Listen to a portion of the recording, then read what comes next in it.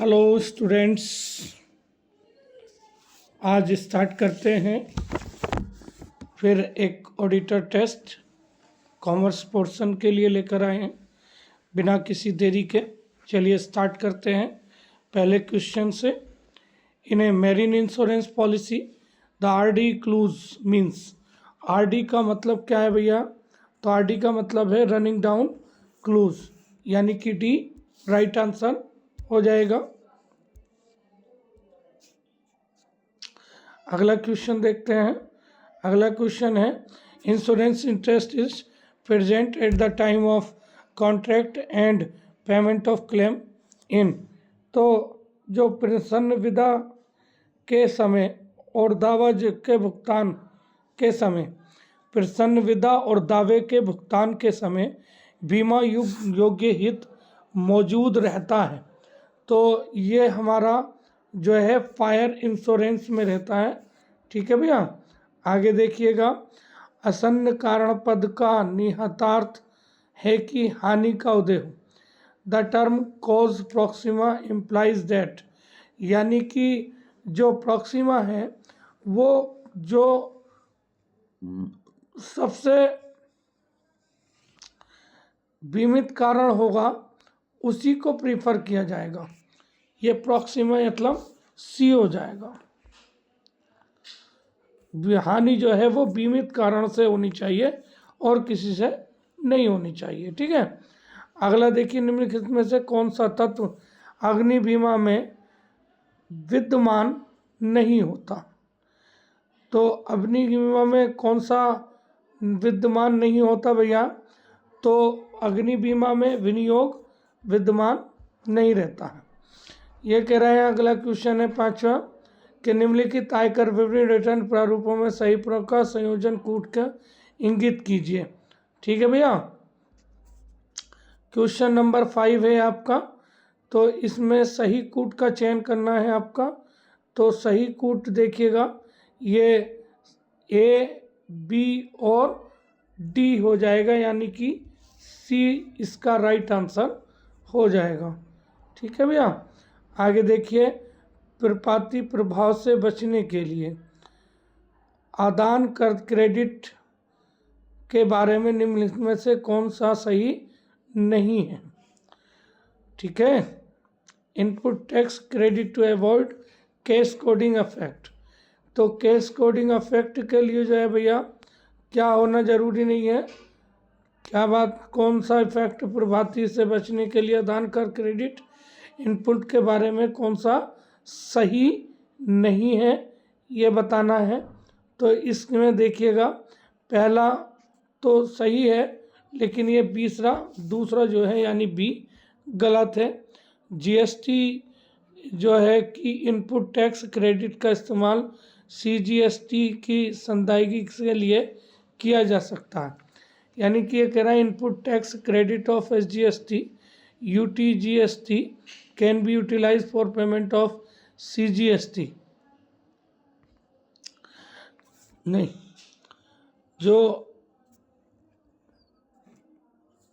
CGST होता है उससे सेट ऑफ हो सकते हैं, एसजीएसटी यूजीएसटी ये नहीं हो सकते। ठीक है भैया, आगे बात करते हैं। अगला क्वेश्चन है जीएसटी द्वारा निम्नलिखित में से किन करों को प्रतिस्थापित किया गया है? तो ये क्वेश्चन गलत है, असल में ये क्वेश्चन गलत है।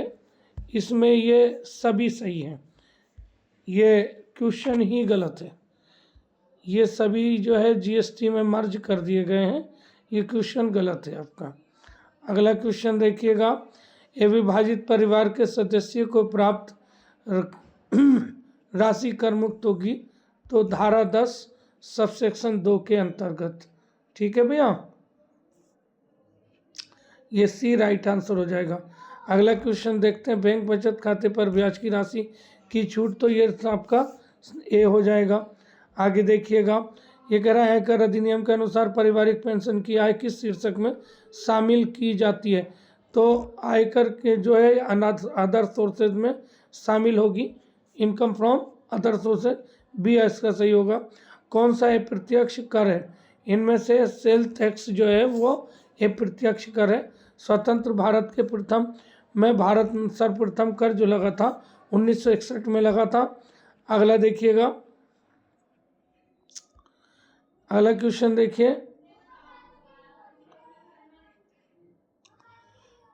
ये कह रहा है in which date the income tax act in force in India. भारत में जो कर अधिनियम 1961 लागू हुआ वो 1 अप्रैल 1962 से लागू हुआ। ये कह रहा है DTC is related to direct tax collection. ये जो है आपके ए से संबंधित है, यानी टैक्स से संबंधित है। चलिए आगे देखिएगा, ये 14 में 2 क्वेश्चन हो गए, 2 रिपीट हो गए क्वेश्चन। दूसरा और देखिएगा 14 का ही, तो ये कथनों पर विचार करना है, कथनों पर विचार करना है। तो इसमें जो है आपका बी राइट आंसर हो जाएगा।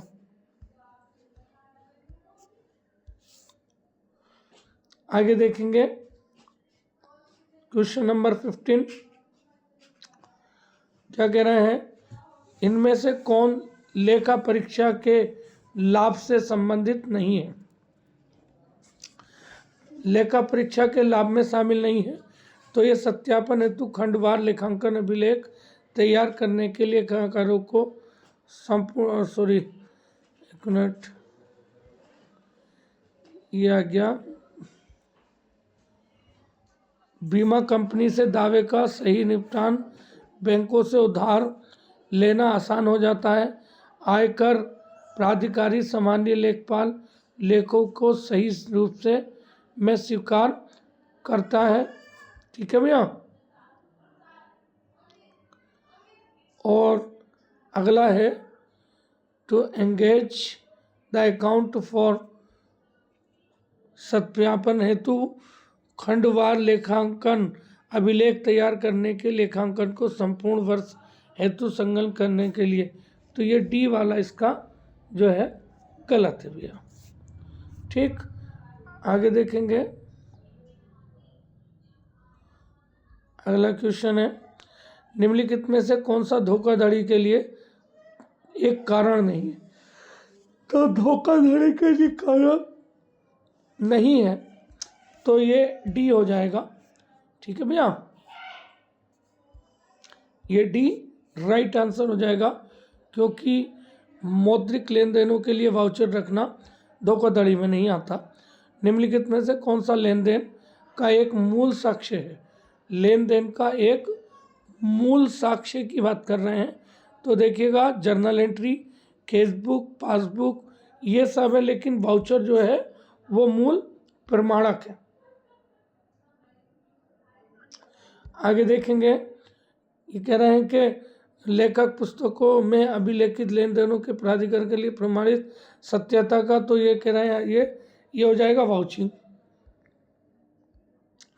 आगे देखिए किस नगद बिक्री का प्रमाणन करते समय निम्नलिखित में से किसे संबंधित प्रमाणक नहीं माना जाता। तो नगद बिक्री का जब हम बात करते हैं तो सेल्स बुक का हमें कोई मतलब ही नहीं रहा, क्योंकि सेल्स बुक तो हमारी जो है उधार बिक्री को रिकॉर्ड करने के लिए होती है। आगे देखिएगा,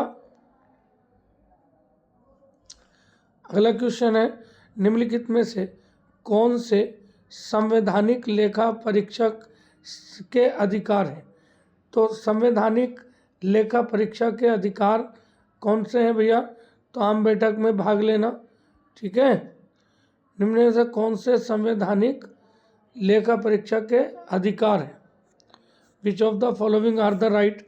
तो देखिएगा यहाँ पर बात करते हैं पारिश्रमिक प्राप्त करने का अधिकार है, आम बैठक में भाग लेने का अधिकार है, कार्यालय शाखा कार्यालय का दौरा करने का अधिकार है, लेकिन निदेशक मंडल की बैठक में भाग लेने का अधिकार नहीं है। सी सही हो जाएगा। आगे देखिए आंतरिक अंकेक्षक किसके द्वारा नियुक्त किया जाता है। तो आंतरिक अंकेक्षक जो है वो प्रबंधकों के द्वारा नियुक्त किया जाता है, यानी कि आंसर आपका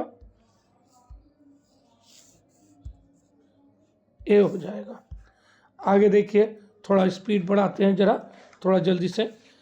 तो ये कह रहा है निम्नलिखित में कौन सा अंकेक्षण का उद्देश्य नहीं है। अंकेक्षण का उद्देश्य कौन सा नहीं है, तो देखिएगा ये सी इसका राइट आंसर है। धोखाधड़ी के लिए सजा जो है नहीं देता, ठीक है। हाँ, अगला देखिएगा, अंकेक्षण रिपोर्ट देता है, तो ये सभी है, डी इसका सही आंसर है, ठीक है भैया, डी राइट आंसर है। अगला देखिएगा, निम्नलिखित कौन सा बुनियादी लेखा परीक्षक अवधारणा का एक हिस्सा है, तो इनमें से लेखा परीक्षक अवधारणा का हिस्सा जो है भैया लेखा परीक्षक की परस्पर निर्भरता जो है ये नहीं है, ठीक है। बाकी हैं ये इस पर निर्भर नहीं है। अगला देखिएगा, यदि कंपनी में एक व्यक्ति का कार्य दूसरे व्यक्ति द्वारा चेक कर लिया जाता है, तो ये क्या होता भैया, जब एक व्यक्ति का कार्य दूसरा व्यक्ति चेक करता तो ये आंतरिक जांच कहलाती है। 25 का सी, ओके। 26 देखिएगा, एक ऑडिटर जो है एक अंकेक्षक भी हुआ करता है, तो ये केस जो है लंदन से है, ठीक है, लंदन और जनरल बैंक के मामले का है। अगला देखिए, लेखा परीक्षक का कार्य, लेखा परीक्षक का कार्य है, लेखा परीक्षक के का कार्य है भैया, तो लेखा परीक्षक का कार्य ये जो है शुद्धता जांच करने के लिए बही प्रविष्टियों का सत्यापन करना, यानी कि डी राइट आंसर हो जाएगा।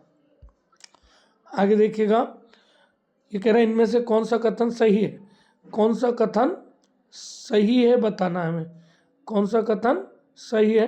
तो देखिएगा,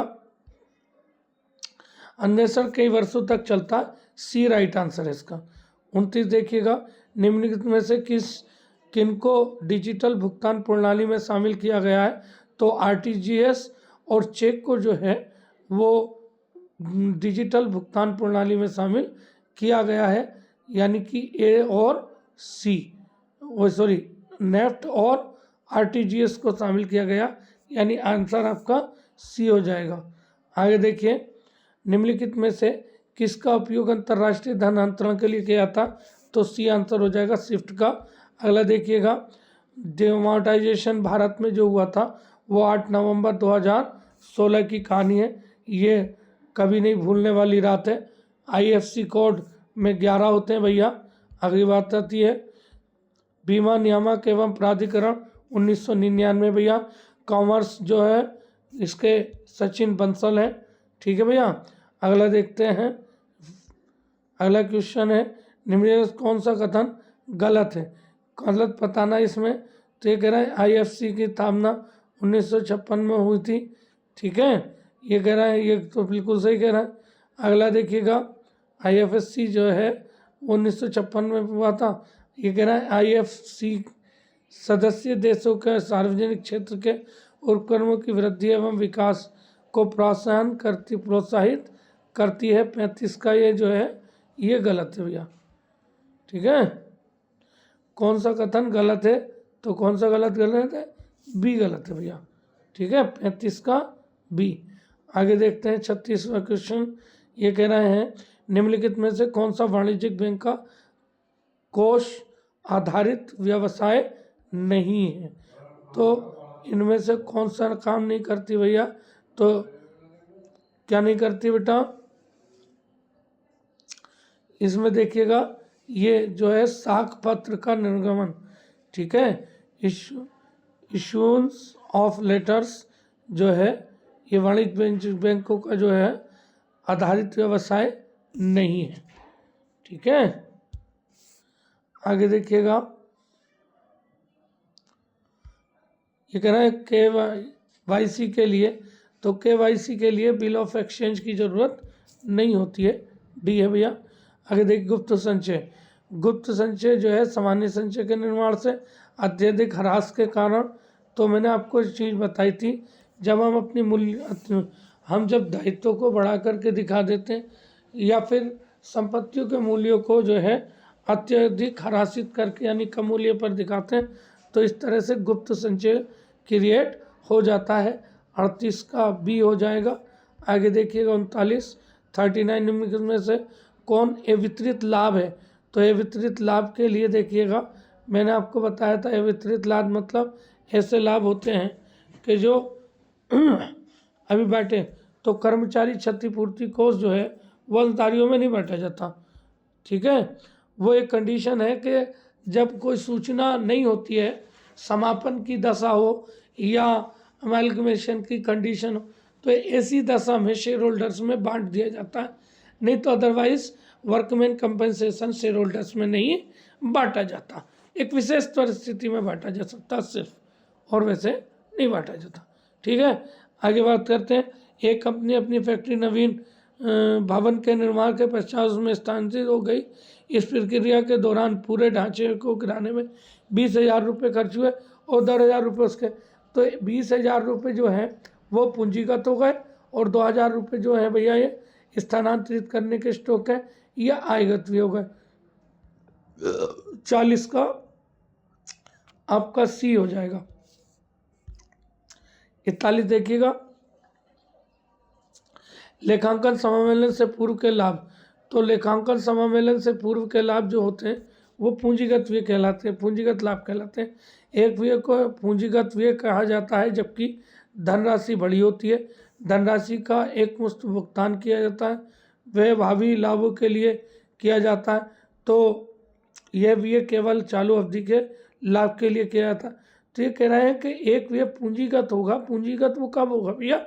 जब वो हमने एक बार कर दिया तो बाद में बार बार करने की ज़रूरत ही नहीं है, उसकी रिक्वायरमेंट ख़त्म हो गई कुछ समय के लिए। तो ये आपका सी राइट आंसर हो जाएगा, ठीक है भैया, सी राइट आंसर। आगे देखिए, अगला क्वेश्चन देखेंगे।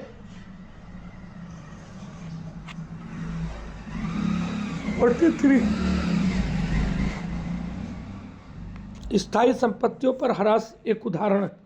तो स्थायी संपत्तियों पर जो ह्रास लगाया जाता है वो असल में एक रेवेन्यू है जो कि एक्चुअल आय ज्ञात करने के लिए संपत्तियों की घिसावट के रूप में एक व्यय माना गया। स्थायी संपत्तियों पर ह्रास की गणना की जाती है तो उनके पुस्तकीय मूल्य पर, पुस्तकीय मूल्य का मतलब जो हमारी कॉस्ट माइनस डेप्रिसिएशन है, जो उसकी लागत है उसमें से ह्रास माइनस करके जो बचता है वो बुक वैल्यू कहलाता है। ये अगला क्वेश्चन है, देखिएगा 44 में देखिए, निम्नलिखित में से दूसरा दो क्वेश्चन रिपीट हो गए। कौन सी किराया क्रय पद्धति की विशेषता नहीं है? तो मूल्य का भुगतान किस्तों में होता है, बिल्कुल। माल का कब्जा तुरंत सौंप दिया जाता है।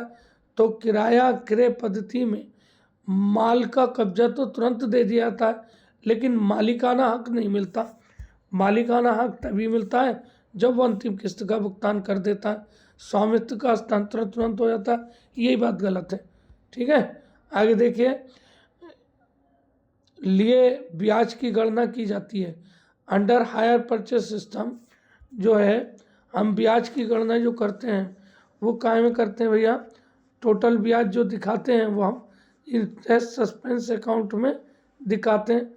भुगतान की जो गणना करते हैं वो बची हुई रकम पर करते हैं जितना भुगतान करने से रह गया। 45 का ए आ जाएगा। 46 की बात करते हैं, पट्टेदार की पुस्तकों में वसूल न हुई लघु कार्य राशि हस्तांतरित किया जाता है। तो ऐसी राशि जो हमने वसूल होने से रह गई उसको हानि मान करके P&L अकाउंट में डाल दिया जाता है। अगला देखिएगा, न्यूनतम किराए को इस नाम से भी जाना जाता है। तो ये सभी न्यूनतम किराए के अन्य नाम है। एक व्यापारी के शुद्ध मूल्य का अर्थ जो होता है वो टोटल रियल एसेट्स में से एक्सटर्नल लाइबिलिटीज माइनस करने के बाद जो अमाउंट बचती है वो शुद्ध व्यापार के शुद्ध मूल्य का अर्थ कहलाती है, ठीक है भैया। यह है 48 का डी, ठीक। 49 देखिएगा, 49 में क्या कहा है? 49 में कहा है कि जो एसेट्स हैं वो 6,000 रुपये और जनवरी में जो है 7,500 रुपये और आपने 1,000 रुपये निकाल लिए। तो यहाँ पर सीधी सी बात है, 6,000 थे, 1,000 निकाल लिए, 5,000 रह गए। लेकिन हमें दिखा रहे हैं 7500, तो 7500 में से 5,000 घटा दो, 2,500 रुपये का हमारा लाभ हो जाएगा। ठीक है, बी राइट आंसर हो जाएगा। क्वेश्चन नंबर 50 देखते हैं। आधुनिक लेखांकन प्रणाली का जनक माना जाता है। आधुनिक लेखांकन प्रणाली का जनक, भैया मैंने तुम्हें इतना टाइम दिया, नहीं बता पाए। Luca Pacioli. यार बोलो मत, वही बोल रहे हो यार तुम लोग, बहुत जन बड़े आसान से क्वेश्चन बोल जा रहे हो। ये कह रहा है लेखांकन के दूरदर्शिता सिद्धांत के संबंध में निम्नलिखित में से क्या सत्य है। दूरदर्शिता का सिद्धांत मतलब के भविष्य में हानियों को मानो, लाभों को मत मानो। ठीक है भैया, ये 51 का ए हो जाएगा। आगे देखिएगा, लेखा मानक 6 बनाया गया था, तो ह्रास से संबंधित है, डेप्रिसिएशन यानी ह्रास आ जाएगा इसमें। ठीक है, अगला क्वेश्चन देखेंगे। ये रिपीट हो गया असल में क्वेश्चन।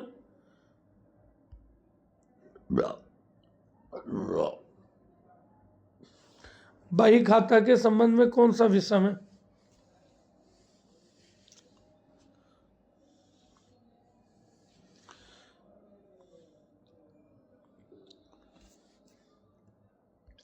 तो देखिएगा ये डी सही है इसका। Book keeping happen after the accounting process.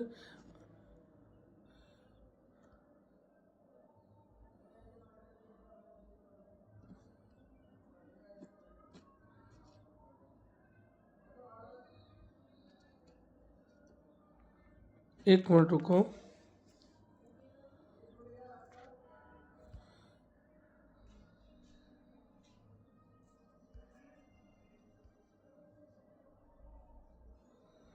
भाई खाता का क्षेत्र, कार्य क्षेत्र और रिकॉर्डिंग।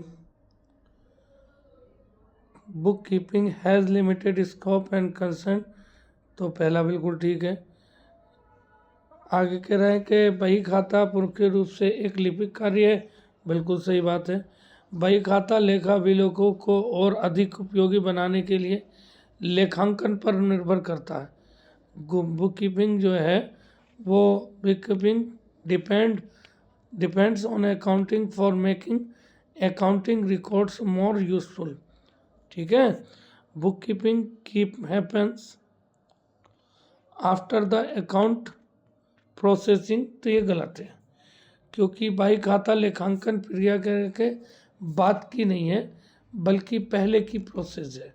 ठीक है, बुक कीपिंग जो है वो इससे पहले होता है, बाद में नहीं होता। 19 का ए हो जाएगा भैया। पट्टे की बात कर रहे हैं तो 19 ए में आ जाएगा भैया। आगे देखिएगा, नियम 256 रिफंड आदेश माह तक मान्य होगा, तो ये भैया 54 का सी हो जाएगा। देखिए वो सॉरी हाँ 54 का सी हो जाएगा। आगे देखते हैं, राजस्व निर्धारण संग्रह एवं प्राप्ति के बारे में, तो भैया ये 55 का जो है डी हो जाएगा। आगे देखिएगा 55 का डी। उसके बाद में प्रत्येक जुर्माने से संबंधित प्राप्ति की सूचना, प्रत्येक, ये 36 हो जाना चाहेगा, डी हो जाएगा इसका आंसर। ओके भैया, आगे देखिए, छात्रवृत्तियां स्टाइंड फंड, इनका भुगतान बिल और 119 के आधार पर किया जाएगा। ठीक है, तो देखिएगा 56 की बात करते हैं, तो 56 में जो है ये ऑल ऑफ द एबव सही है। सॉरी मैं क्वेश्चन गलत पढ़ गया, एक मिनट बेटा, क्वेश्चन गलत हो गया। ये कहना है छात्रवृत्ति स्टाइड, हाँ, इसका भुगतान बिल और 119 के आधार पर किया जाता है। ठीक है, तो ये असल में 56 का डी 291 हो जाएगा। आगे देखिए, फॉलोइंग बजट में be compiled on dependent on, तो जो बजट होता है, ठीक है, कौन सा बजट जो है कि विभागीय आधार पर निर्भर करता है, तो विभागीय निर्भर की बात करें तो ये होता है उत्पादन बजट। ठीक है भैया, उत्पादन बजट यानी 57 का ए हो गया। ये कह रहा है 58 में उत्पादन और विनिमय बजट निम्नलिखित प्राप्त करने के बाद तैयार किया जाता है, तो ये आपका बिक्री बजट हो जाएगा। ठीक है भैया, आगे देखिएगा, बजट का आधार है। बजट का आधार क्या होता है? अच्छा देखिए 59 नहीं बताया ना, 59 की दो हो रहे हैं। बजट का आधार है, बजट का आधार है, तो बजट का आधार क्या होता है भैया? बजट का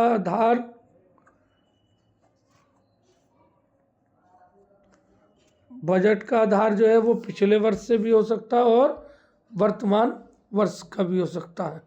ठीक है, आगे देखेंगे भैया, फर्म के प्राथमिक लक्ष्य के रूप में लाभ अधिकतमीकरण के संबंध में निम्नलिखित से कौन सा कथन सही है? तो ये डी सही है भैया, बाकी सब गलत है।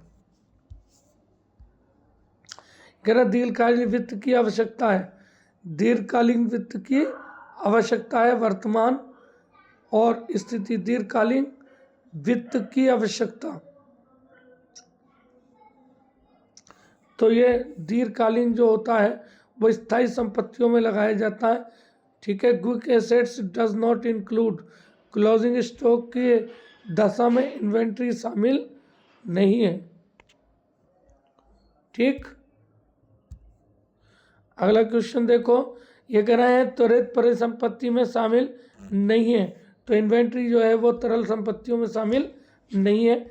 यदि चालू अनुपात 3:1 है और त्वरित अनुपात 2:1 है, तो भैया सीधी सी बात है, करंट रेशियो होता current assets upon current liabilities, तो करंट एसेट्स हमारी हो गई, हमने करंट लायबिलिटीज़ x मान ली, तो करंट एसेट्स हो जाएंगी 3x, तो उसी तरह से हमारी लिक्विड एसेट्स हो जाएंगी 2x। अब 3x और 2x यानी कि करंट एसेट्स में से, इस करंट एसेट्स में से स्टॉक माइनस कर दूं, तो ये क्या आ जाता है? अगर करंट में से स्टॉक घटा दूं तो क्विक एसेट तरल संपत्ति आ जाती, तो 3x माइनस 2x बराबर 50,000, x की वैल्यू 50,000 आ गई। 50,000 से हम 3 की गुणा करेंगे, तो ये 1.5 लाख रुपए हमारा ये राइट आंसर हो जाएगा। आगे देखिए, बजट एक कार्य योजना है। बजट एक कार्य योजना है, 64 का सी हो जाएगा। ये जो है वित्तीय और गैर वित्तीय दोनों की योजना। ठीक है, आगे देखिएगा 65वां क्वेश्चन है, बजट किस अवधि के लिए तैयार किया जाता है? तो बजट जो है हमेशा एक निश्चित अवधि के लिए तैयार किया जाता है। Okay, thank you. अब फिर कभी अगली वीडियो में आते हैं, फिर मुलाकात होती है। तब तक के लिए आप अपना पेपर चेक कीजिए और इंशाल्लाह कोई क्वेश्चन में क्वेरी हो तो कमेंट में दीजिएगा। ठीक है, ओके, थैंक यू। हेलो, ठीक है भाई, ओके, गुड बाय, जय हिंद, जय भारत, अल्लाह हाफिज़, थैंक यू।